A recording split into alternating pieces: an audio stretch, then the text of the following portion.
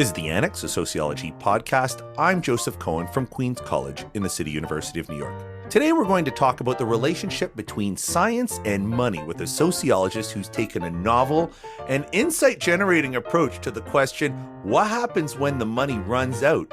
David Reinecke is a postdoc at Princeton University and the author of the recently published When Funding Fails, Planetary Exploration at NASA in an Era of Austerity, 1967 to 1976 in Social Studies of Science.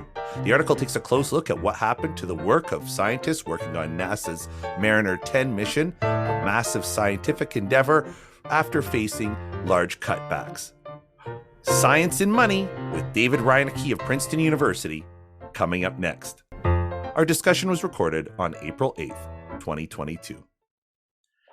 We are here with David Reinecke from Princeton University, my alma mater. Welcome, David. Joe, thank you for having me on the podcast. It's an absolute honor. I'll say we've actually met one time before. We were at one of those like round tables put into, a hidden ballroom of some hotel. Oh, that's awesome. On a like ESS or ASA many, many moons ago. Oh my goodness. Yeah, as you reached out to me, I was like, this name's familiar. Because I saw the article you wrote on neoliberalism a while ago, and then I was like, oh yeah, we were on this round table together randomly, Oh, that's a right. You'll see everybody in this business if you stick around long enough. That's hilarious. Yeah. Well, for everybody else who might not know you, maybe start us off. Tell us a little bit about yourself and how you got into the sociological study of science.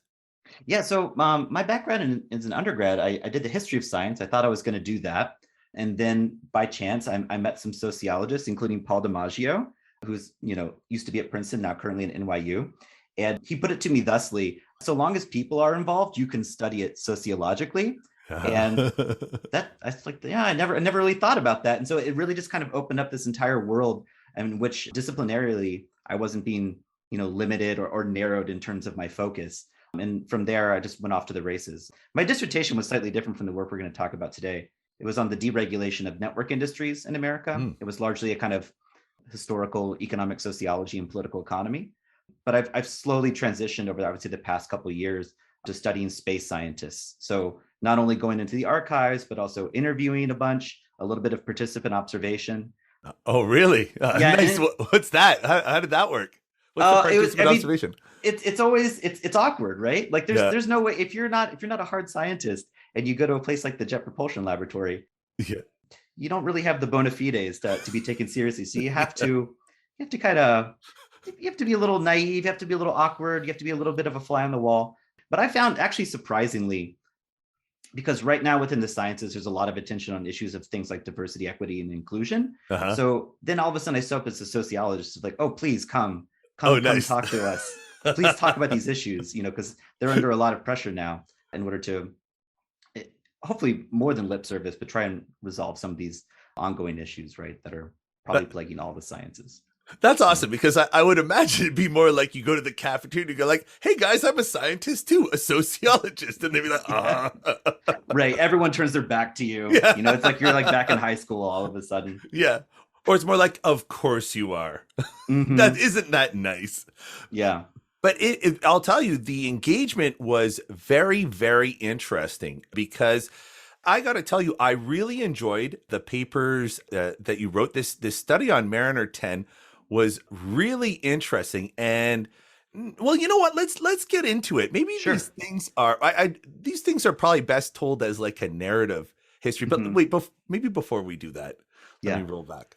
I really like this case and this topic. It had me thinking about, some of the struggles that we as faculty grapple with, in an age of austerity. And it's totally a great take, a different take on, the science and money and the relationship between them. And I thought it was just so genius that you do a NASA project, because the projects are so big that the changes would be visible, because they probably manifest across teams. It's different from like when your sociology department gets cut back and you're going to trim some stuff, but you can't see those cuts because it's just one person doing their job, and you don't know if it's one person doing it or if it's systemic. So I thought it was really, really clever. Yeah. maybe we could start off. Maybe this is best developed as a narrative story. So maybe before talking about Mariner 10, can we talk about like the moon landing and Voyager and like set the scene? Yeah. So for the past several years, with myself and Jennifer Tessie, we've been studying the fiscal history of space science, the funding history of space science, and trying to drill down beyond just the kind of big picture politics and the big events to actually how money works within the space sciences. Hmm. And in particular, and this came just from talking to space scientists all the time, which is this is a science that is super expensive, right? Hmm. The cheapest mission nowadays within the mission class is like it starts at like 250 to 500 million dollars, Wow. right? Yeah. That's the cheapest mission they can often imagine. And they have some kind of more radical low cost concepts, and it depends from country to country, but that's generally the ballpark or the order of magnitude we're talking about. And it's one of these things that people, if you're to kind of just poll random people about how much do we spend on NASA, and people will just throw out these insane ballpark figures, like we're spending trillions and billions of dollars. And so it seems like it's something that we're dumping all of this money into. But then if you talk to space scientists, they all have the same complaint that, yeah, there's no money. Money is always a problem. Man, I wish we could do this, but there's no money this year. Or maybe next year there'll be better money. Or yeah, I'm having to work all these other jobs and string these things together so I can like have somewhat of a career.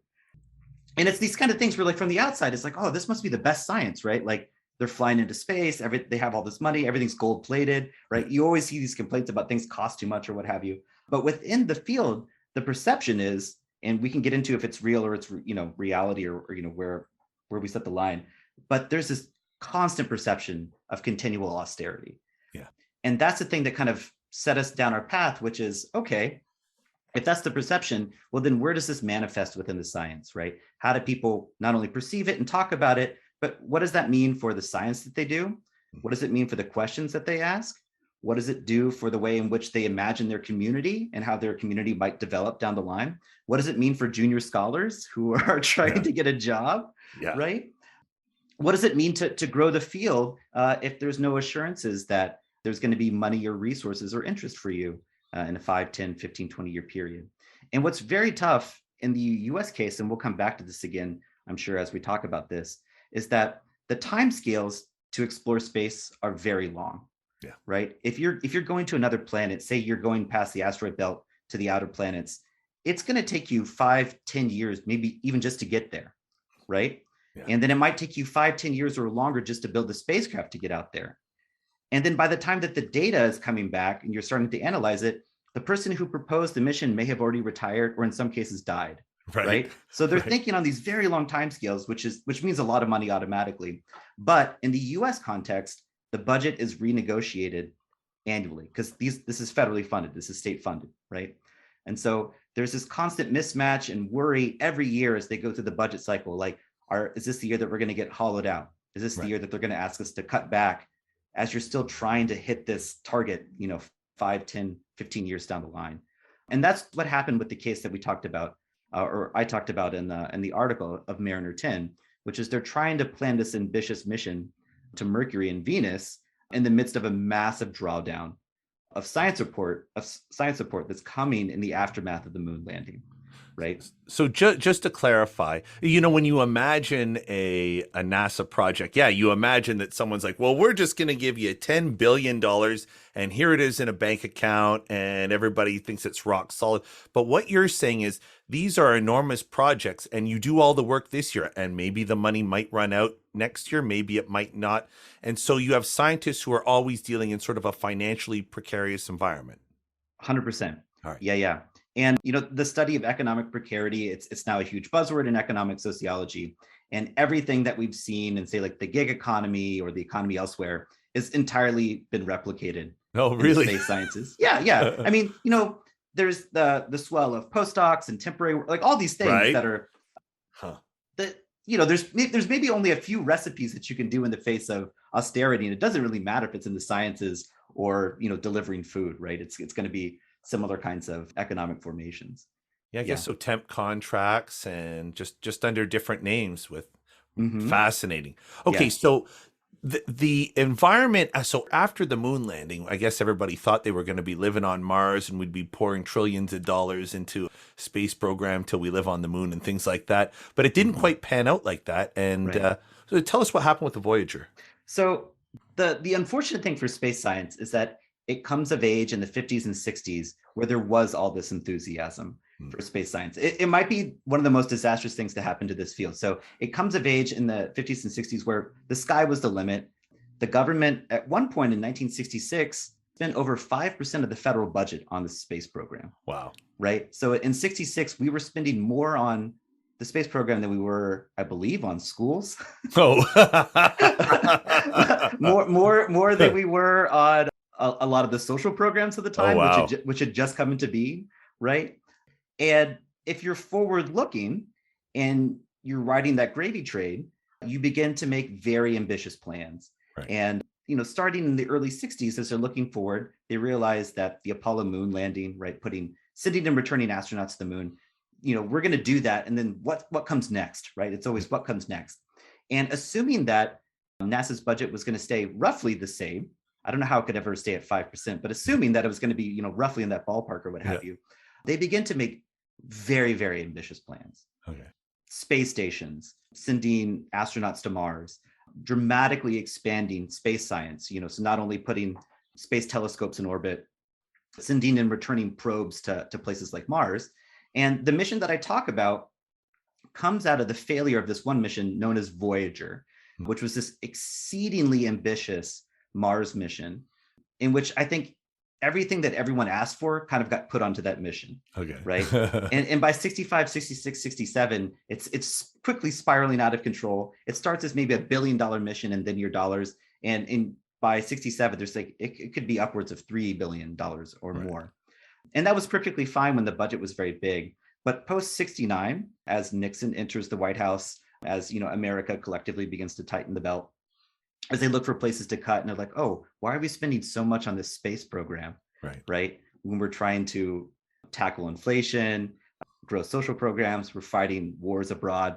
And so they begin to dramatically cut back NASA's program, starting really 68, 69 and into 70.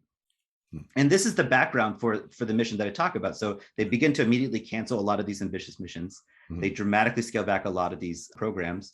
For a time, they even think about canceling future moon landings, right? Like everything's kind of on the table as they're beginning to retrench the budget. And it's in this context that planetary scientists begin to say, well, like, what can we even do? Like, what's it even worth planning at this point? There's no assurances that there's going to be any money. And this is where Mariner 10 comes from. This moment where they're asking real questions like, can there even be a space science program moving forward if we're not going to be paid? So austerity hits science. There's something I'd like to interject into the story here, like to the thing. This is usually the point in the story where like people start focusing their ire on cutting scientific funding, right? And they're like, well, but like I saw the value of the story that's to come in how people practically manage the situation. And, I think in general, people can lock on to the idea that science, it's sad when science is cut, but sometimes science does need to be cut. Like 5% of the budget on space exploration is quite a bit if you're like hungry and would like food programs or medical programs. So also that, and like if we never cut university departments, we probably still have like a phrenology department. So yeah, there's a lot of worries at the time. There's these classic cases or classic books. What's his name? DeSola Price writes this book on big science, like in the 60s. Alvin Weinberg, who was a very famous physicist, and they had these hilarious graphs, because they're writing at a time in which R&D funding is like doubling every 2 or 3 years. Yeah. And they're like, well, if you just extrapolate that forward by like 1978, like all of the budget will be spent on science. And then like the entire workforce will have to be scientists, like at the rate that like we're growing. Right? Yeah.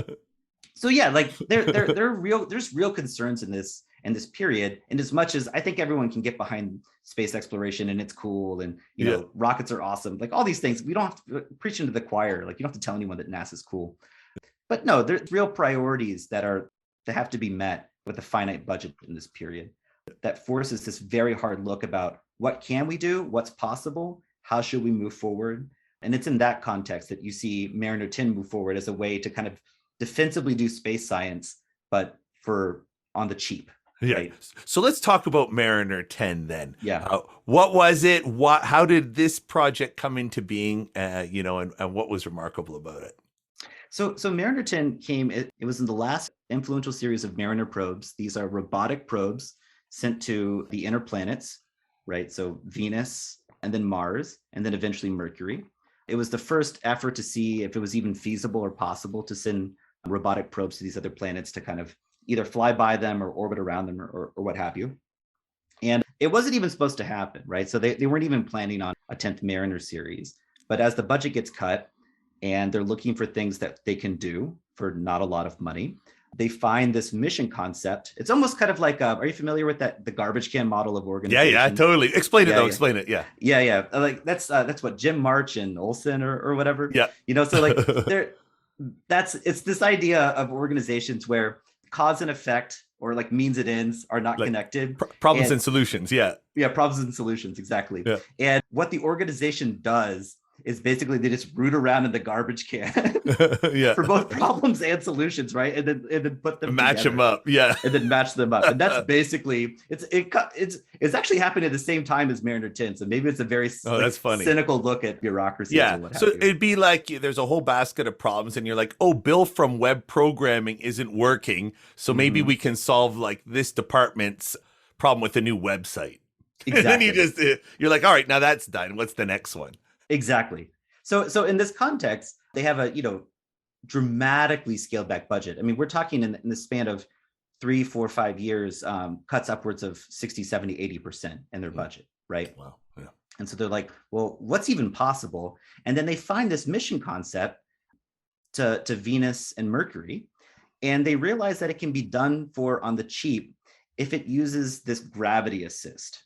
Mm-hmm. This is this special trajectory that if they launch it at a particular time and it can catch the gravity of a certain planet, they can use that gravity to slingshot to another destination. In this case, they're going to move on to, they're using Venus to slingshot to Mercury. But the thing is that relies on planetary conjunctions, right? So like the planets are all revolving around the sun. So you only get a handful of these opportunities, in some cases like once a century or something like that. Oh, okay. So the later Voyager outer planet probes, that produces awesome pictures of Saturn and Jupiter and stuff like that, that used a gravity assist trajectory that last existed at that time, I think in the time of Thomas Jefferson. So it only comes around like every 176 years. And so they find this, it's like, okay, we can actually fly this super cheap mission to Venus and Mercury, but we have to start it now. Okay. Right? If we do not do it now, then it gets much more expensive, and so it won't be possible. And so they begin to make preparations to put this mission, we're going to move forward, we're going to select this mission, and this is going to be the next big planetary mission in this moment of austerity. I have a question. That whole slingshotting around the planet, was that something that was theoretical but hadn't been tested, but they were like, well, let's give it a shot because we can't afford to have finance a good rocket that would just take us directly there? Is that basically what happened? Yeah. No, I mean, like when they proposed it, they had never done anything like this. So it was going to be a technical demonstration of whether or not this was possible. Nice. Thankfully for celestial bodies and physics like that, like the physics is not too complicated, right? They actually ended up learning a lot about what makes it possible to do that. And they realized there's all these kinds of things they didn't account for once they tried to do it. Like I believe the force of the sun is actually a huge factor in like what affects these kinds of things. So like they were kind of learning by doing another Jim March thing, right? Yeah. In this case. So that's awesome. No, that's okay. So they devise now, but you mentioned in the paper that Mercury was not like considered a high priority planet to observe at the time. Yeah. No. This is actually something, if we can detour for a second, because I've been recently studying this. So one of the fascinating things about the space sciences, and I think this is actually something that will come to many sciences, and something that they've only done because of austerity, is they have this thing through the National Academies of Science called the Decadal Survey, where they get a bunch of scientists together and they force them to come up with the consensus for what they want to ask for the next 10 years. All right. So there's a lot of strategic planning so they can try and build some community agreement before they go to funders and say, this is what we want, right? Because if there's a lot of people with a lot of different things, the funder either has to pick and choose or no one's going to get what they want, right? Right. So one of the important actors in this story are all these elite boards of scientists that are trying to imagine, okay, what are we going to prioritize? What are we going to put all of our eggs into these particular baskets moving forward? Because there's more ideas than we can fund, right? Mm. And that was true even when we had all this funding. And it's triply true now that we have no money. The funny thing about this mission was that no one did want to go to Mercury at Mm. all. Mercury is super close to the sun. It's very hard to image with ground-based telescopes. We didn't know very much about Mercury at all. There was some radar astronomy that had revealed something interesting. But if you were to ask scientists, like, hey, where do you want to go? Pretty much no one would say Mercury. Right. But then once money runs out and they realize, oh, we can go there for cheap, you see this complete about face. They're like, oh, no, actually, Mercury is very Yeah. interesting. Yeah. And they come up with this. I love this. They come up with this idea of comparative planetology, which is to say, like, we can learn a lot about, other planets by looking at other planets. Yeah. And until we can go to the places we want to, well, why not go to Mercury and see what it's all about? Yeah. And that may tell us something interesting through comparison. Yeah, Right? it So sounds like you see this complete about face in the span of like a year or two. Yeah. it's like rehabilitating the business model for the venture capitalists when you don't get your first round of funding. I Yeah. guess it's sort of the same thing, I guess. They're responsible for people. They want to advance the science somehow and they're trying to sell it. Is that what it amounts to? Like, Yeah. So they're trying to sell it, but then they're also mindful too. And this is something that we're trying to write up in the book, is that there's a vast, at this point, complex network of research institutions, laboratories, aerospace contractors, graduate students. A lot of the funding in space science is tied up in these big projects and programs, right? So if these projects and programs aren't flying, people aren't getting paid, science isn't getting done. It's not like how it is often, say, in cancer research or NIH, where like they have these big block grants that kind of finance, large institutions or whatever. yeah, like regular operations. Yes, exactly. Yeah. In NASA world, it's very mission oriented or project oriented. Right. So if these projects aren't getting off the ground, there's not a lot of kind of what they would call supporting research and technology grants on the side to kind of keep this entire ecosystem afloat. So from that perspective, they're just like, we just need to fly something. We don't really care what it is, but we need something, or we're going to lose these capabilities. I think people rightfully will move on to other things or leave the field. So if we're not putting something in the pipeline right now, 5, 10, 15 years down the line, we're really going to regret it. But it's like, I mean, there's two ways to look at it. One, you can look at it just like a naked self-interest play. But then the other way to think about it is, and this came through in your story, they really cared about space exploration and the endeavor of space science. And maybe one way you want to create projects is, like you say, to just keep the capacities alive, to keep the community together so that there are always people working on it. Yeah. No. If I'm representing this as some kind of like cynical cash grab or something, I do want to be mindful of that. Everyone I've talked to in this field clearly super passionate about it, and you have to be in order to accept all the indignities of austerity and like the uncertainty and the precarity and the fact that you're staying up till like 1 a.m. on a Sunday or Saturday, like constantly working, answering like all the things that we all know as academics, right? Like if we didn't love this, like you got to choose another field, right? Yeah. So I think it's much more just this kind of creativity and constraints, or just seeing, well, we've been dealt a bad hand here. What can we do moving forward? Right. And in order to make this work. And what I find super interesting about it is, I think a lot of stories maybe would stop there, which is to say, like, okay, they find this cheap mission idea and it gets funded, and then like the rest is gravy. Yeah. But as I show, and this took like a lot of archival work and like talking to people and getting very deep into like the specifics of the mission, is that the fact it was born in this period of austerity begins to like work its way into every aspect of the mission, right? So like this austerity mindset, it's not just like, oh, we get funded and everything's good. Like this austerity mindset works its way into how the mission's designed, who gets selected to join the mission, how the spacecraft is put together, the problems that a lot of the spacecrafts encounters, like once it's out there exploring outer space. My favorite example of that is, it's very common when the mission's coming together to like bring the top scientists and meetings or parties or whatever, so everyone can get to know each other. And they didn't have many of those on this mission. And the handful of times when they did meet, it was there was no free drinks. That would have made him mad. Yeah. I got this invitation, or I found this in the archives, which is, like, make sure to bring cash because we're not covering drains on this mission. It's like wow. And they said, like, in typical MVM, Mariner Venus Mercury fashion, this will be a cash only bar. Cash bar. Yeah.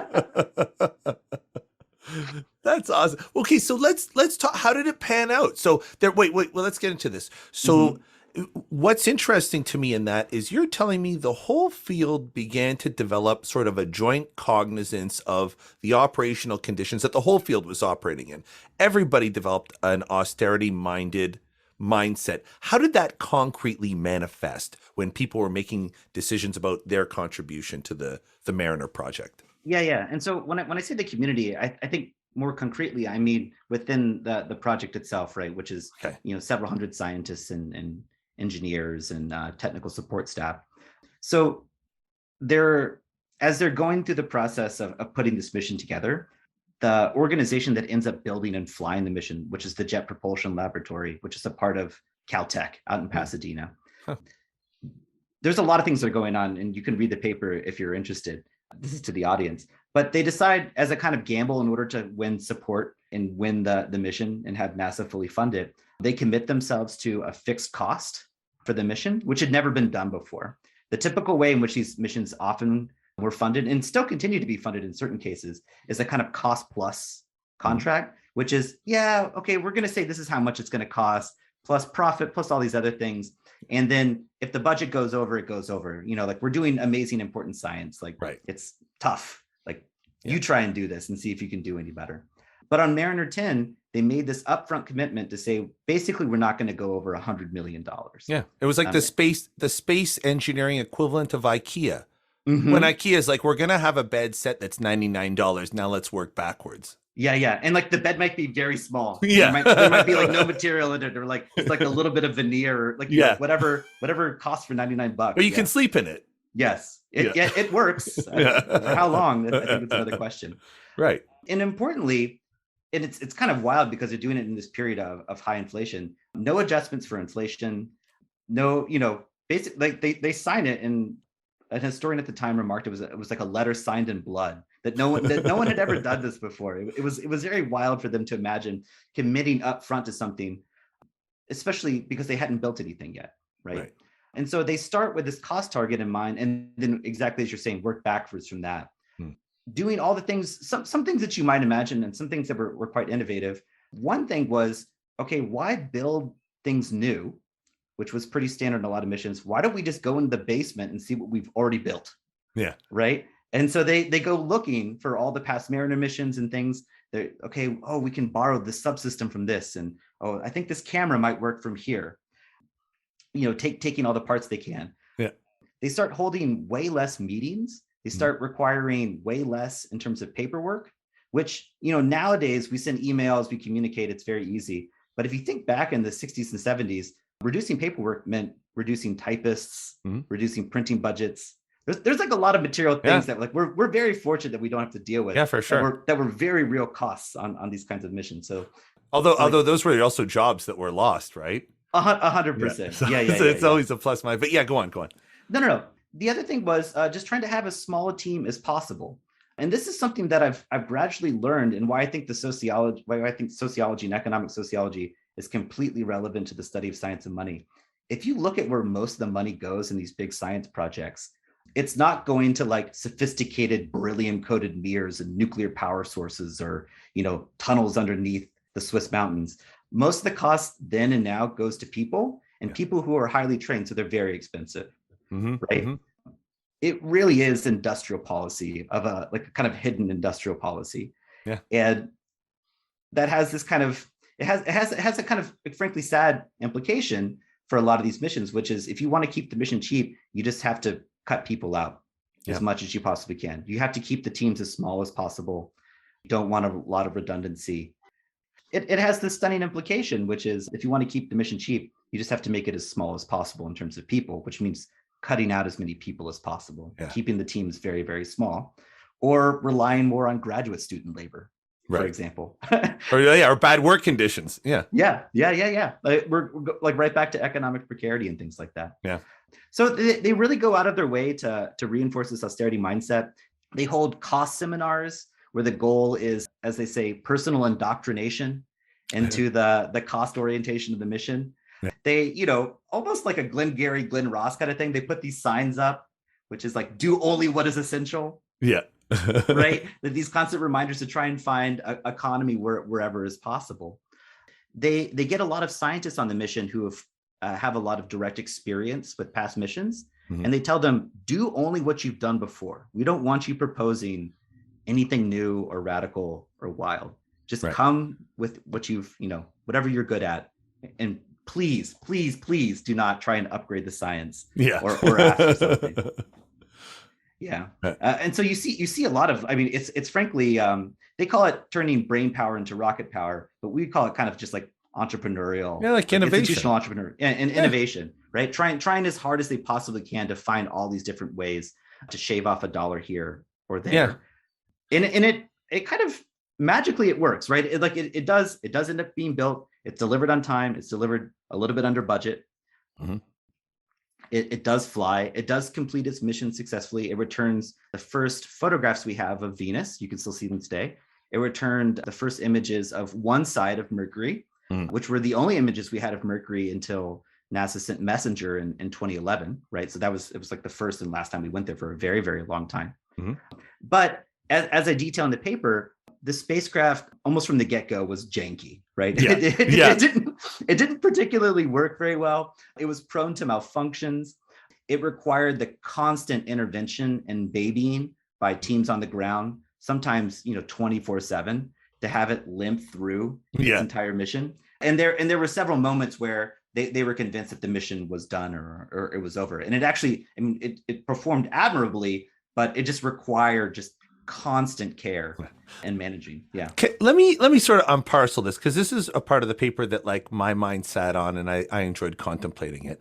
So NASA started to engage in austerity, and that austerity on one hand pushed scientists to innovate, and there were benefits, but also it did erode quality and had costs. And I thought I'd like to just, could you treat them each at a time? Like, what were the good things that ended up happening from the trials of dealing with austerity? Like, for example, you mentioned that they were sort of pushed to test this theory that you could use a planet's gravitational field to propel a craft.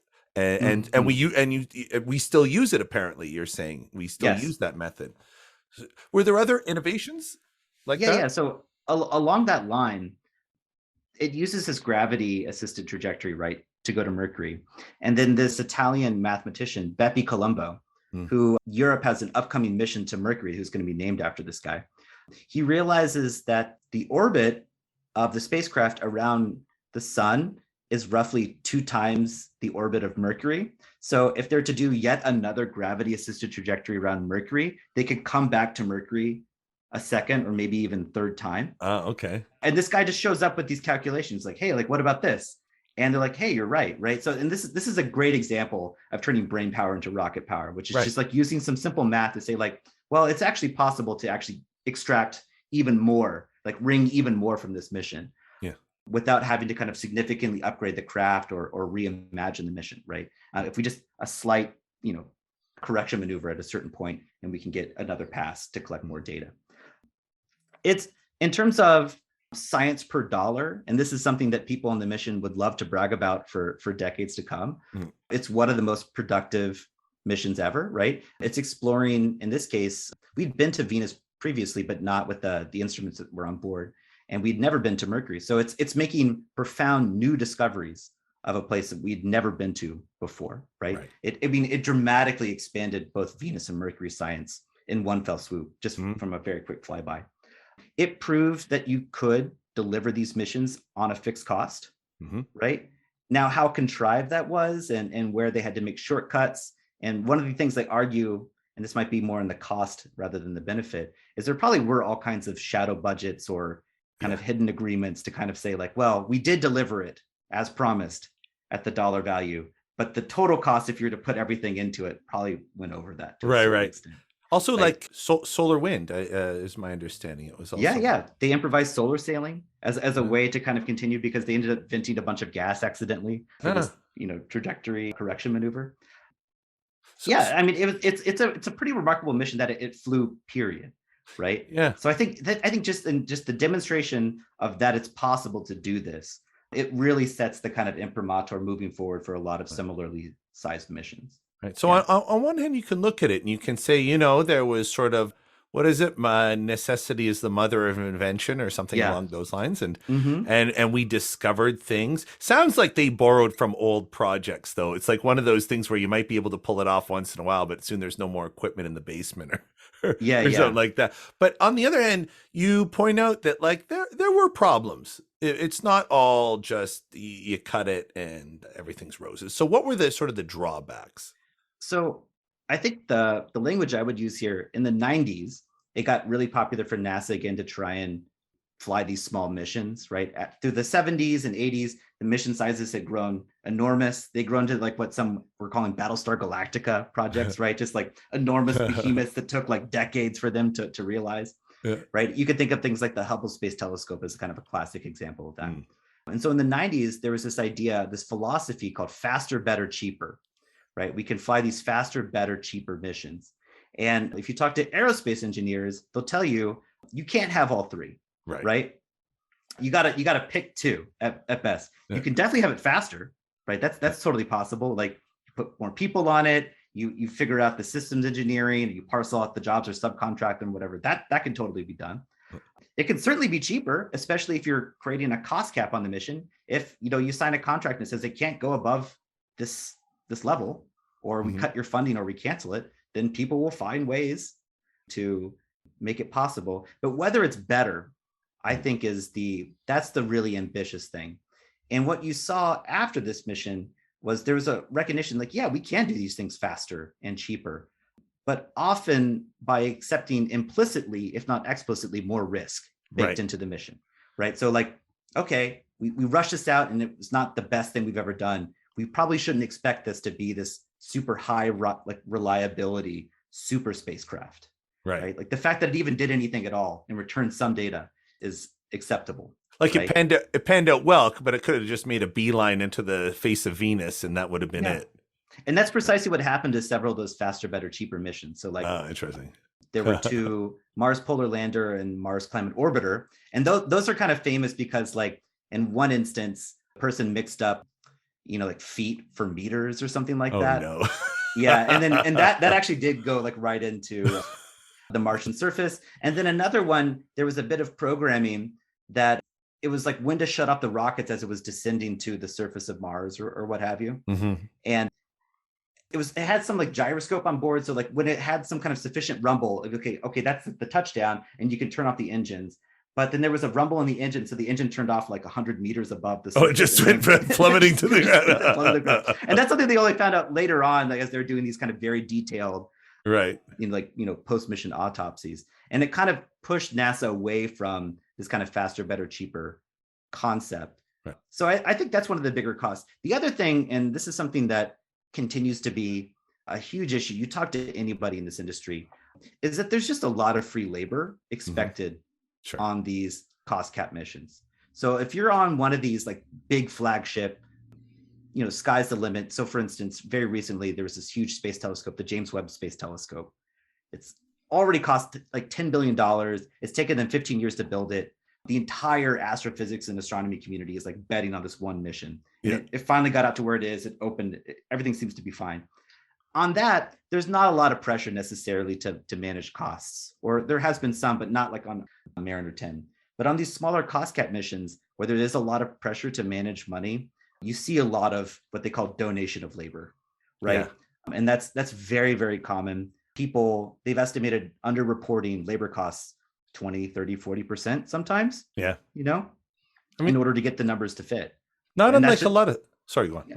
Oh, and we all know that as academics, right? Like, the system doesn't work if there's not at least some significant free labor baked into these things, right? Yeah.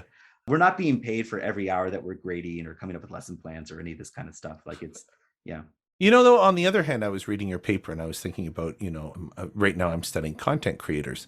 Hmm. And it's funny. The more I talk to people, the more I realize how not economically motivated people are at their job. Even like people do stuff because they believe in it or they love it or they have a real passion for it. And I'd imagine that was the same thing with the space researchers. It's certainly what I see in Yes. academia, and you see it also with creators. They're like, yeah, I'm probably poor, but I like this, or I believe in this, or I want to Yes. talk about this topic. So it's interesting, just the limits of like thinking of people's work as an economic transaction. It's an interesting point. I think the thing that makes that tough is we know intrinsic motivation versus extrinsic motivation. So Yeah. extrinsic would be compensation, right? So intrinsic would be like you like it or Yeah. you're part of it. We know that's like oodles and oodles stronger in terms of getting people to perform, be satisfied with their job. There's a really massive, right, organizational psychology literature on this. Yeah. The problem is that we can't figure out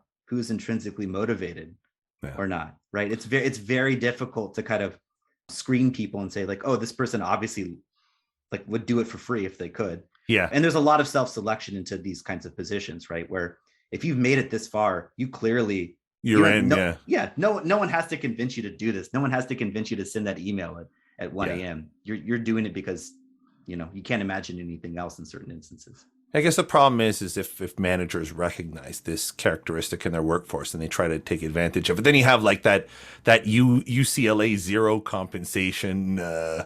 position and things like that. So So we still don't know, right? Like why that job went out or who that was for or yeah. yeah. I I'm guessing because we kind of engage in this sometimes is like you run into somebody who is a really successful business person who Hmm. has like sociology relevant skills, like a marketing researcher or something who just wants to give back to the kids. Yeah.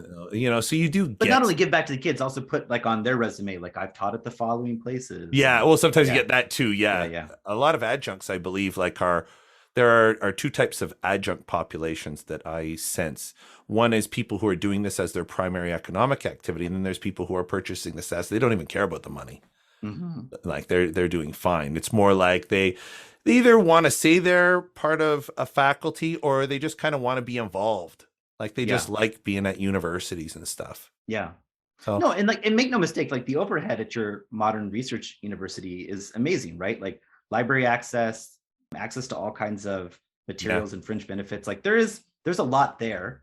And But you see that anytime if you've ever gotten like a NSF grant or whatever, like they have some federally negotiated overhead rate. The last NSF that I got, I think it's like 60% went automatically to Princeton, yeah, right? yeah, that's how that goes. 40% went to Princeton. I was like, what is that 60% going to? Like I guess not Feeding the only just keeping the beast. lights on, but yeah, paying for a lot of different things. I was thinking about this the other day. It's like the university is like the world's best content mill. That's all it is. You're making stuff and they need a piece of it. Like that's Yeah, yeah. that's what keeps the system afloat.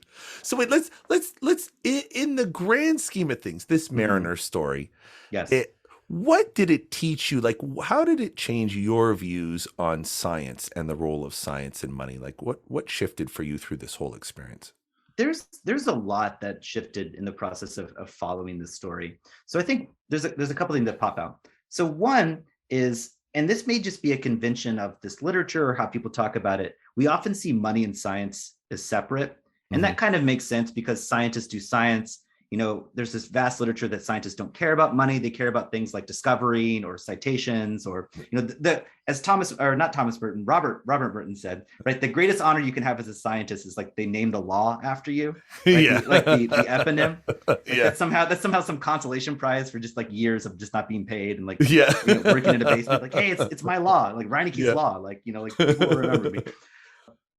And then, the money is done by politicians and administrators and stuff, some of whom may be scientists, but often not. They can just be like elected officials.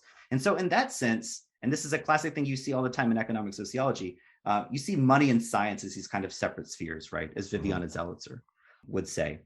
And it's very easy to buy into that because Congress appropriates the money, NASA pays the money out, and then scientists do their science. Mhm. And, never the twain shall meet, right? It's a good thing to have. And once you get funded, it's this kind of either or event that's just like, okay, great, we got funded or we didn't get funded and just move forward from there.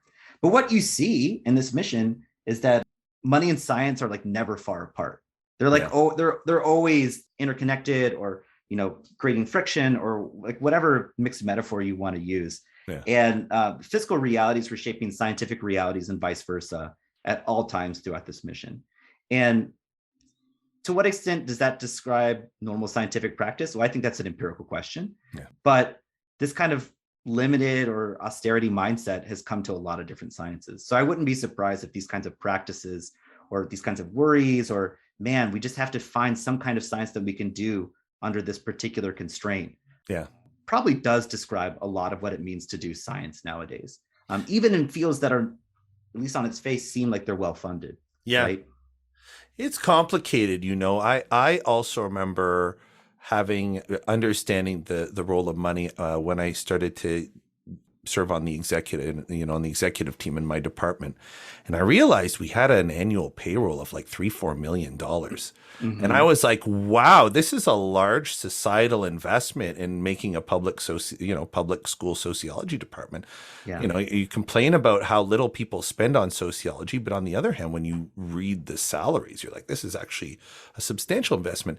And you wonder, is the problem really just the gap between people's ambitions, or their aspirations? I like the cost saving mindset. I think is an important one. I think it's important for us to understand that there's not infinite amounts of money, and Yeah. sometimes what we think isn't much is actually quite a bit. But not only that, is that in the case of the space sciences, and this may be true more generally across lots of different fields, is that they never had to think in those terms of a cost saving mindset. So Yeah, they were forced to kind of very quickly kind of kludge these things together or improvise. But yeah, what's super interesting nowadays is when you talk to people on contemporary missions, and I followed, for instance, an upcoming mission to Europa, right? It's a moon of Jupiter. They've been building this mission for many, many years, outrageously expensive, very complicated. They have many of these kinds of cost saving mindsets, or like this kind of this perception that they need to be saving money, even as they're spending lots of money. But you see a lot of the things that they came up with on Mariner 10 is now just standard practice in the hmm, space sciences. A lot of the cost tracking, a lot of using cost to discipline people has become standard practice. It's very standard when you're designing the mission. One of the first things you do after you've, identified your science goals and begin to kind of build out the instrument or whatever, is the third thing you do is you identify the places where you can make cuts if you have to make cuts, hmm, right? yeah, They have this practice called descoping. And so before, because eventually at some point they're going to come to you, it's like, sorry, we gotta find $10 million somewhere in the budget. right. And you want to make sure that you're cutting the right thing so you're not hampering your science or endangering the mission, or like, oops, we broke it, we didn't Yeah. realize we couldn't cut here. And so it's a very common exercise before they're even asked to cut anything, that you have to go through and think through for your science or your subsystem or whatever, like, what can we do without, Yeah. right? Knowing full well at some point they're going to come to you and be like, sorry, it's Yep. it's your turn. And it's not necessarily anti-discovery. I mean, always it's better to have, I'm sure, all things remaining equal, more funding means more ambition. But I guess like money isn't the only factor that leads to innovation. Sometimes like pluck and A hundred imagination. percent. No, if anything, you come out of this study and the things that we've, talking to space scientists, even just more confused about the relationship Yeah. between money and science. They have this term, and I love it, right? It's maybe like the financialization of everything. They have this idea of science return, Uh, right? Like they'll yeah. talk about missions in terms of expected science return, some kind of like universal science currency or something, right? Yeah.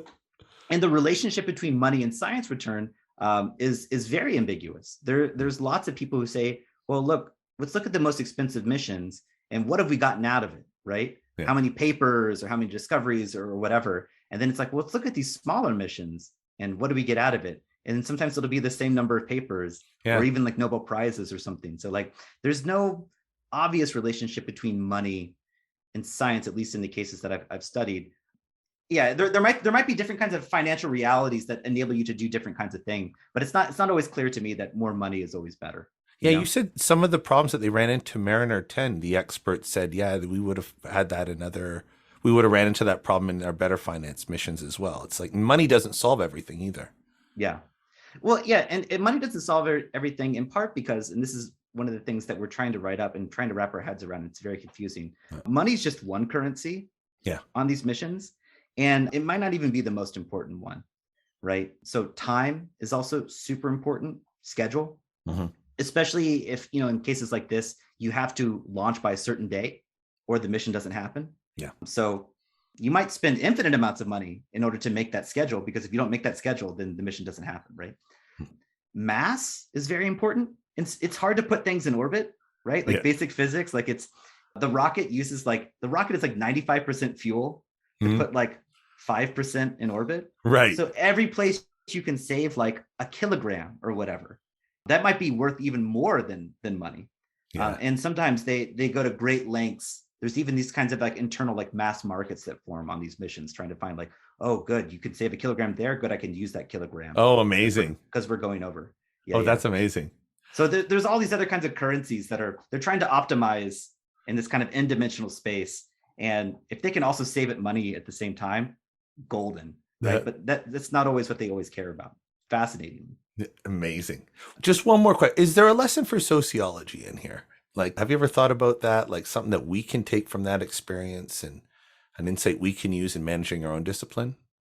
I think it's an excellent question. So part of our ambition was to take the tools of economic sociology and introduce them to science and technology studies, because in the past, decade plus, there's been a lot of STS thinking coming into economic sociology, right? Donald McKenzie's performativity, focus on technologies and stuff. And so our ambition was to try and say like, hey, there's things you can learn from the study of money and class and like the credit scores, like all the kind of stuff that's been the bread and butter of a lot of economic sociologists, and try to apply that same mindset to the history of science.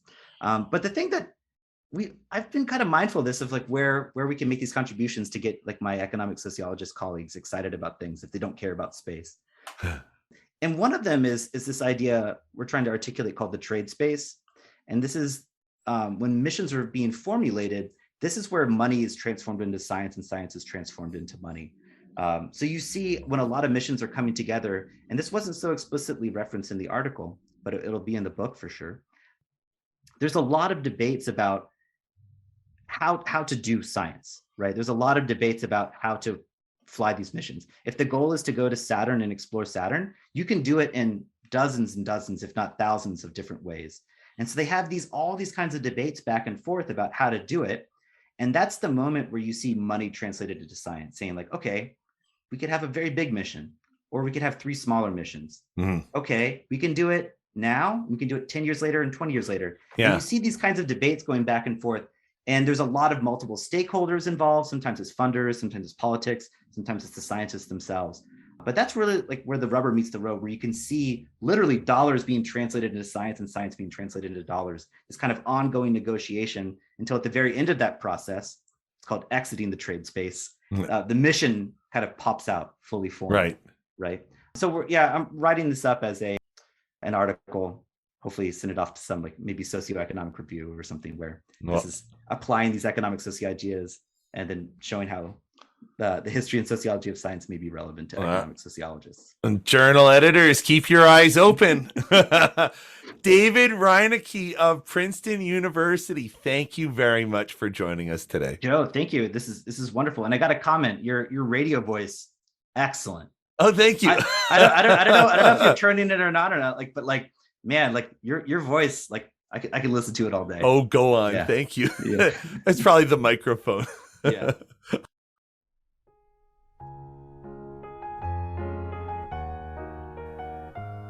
You have been listening to The Annex, a sociology podcast. Follow us on Twitter as @Annex. The Annex is a production of the Queen's Podcast Lab. For more, visit queenspodcastlab.org. Our producer is Shant Pangilinan. Music by Leno Ursa. Thank you for listening.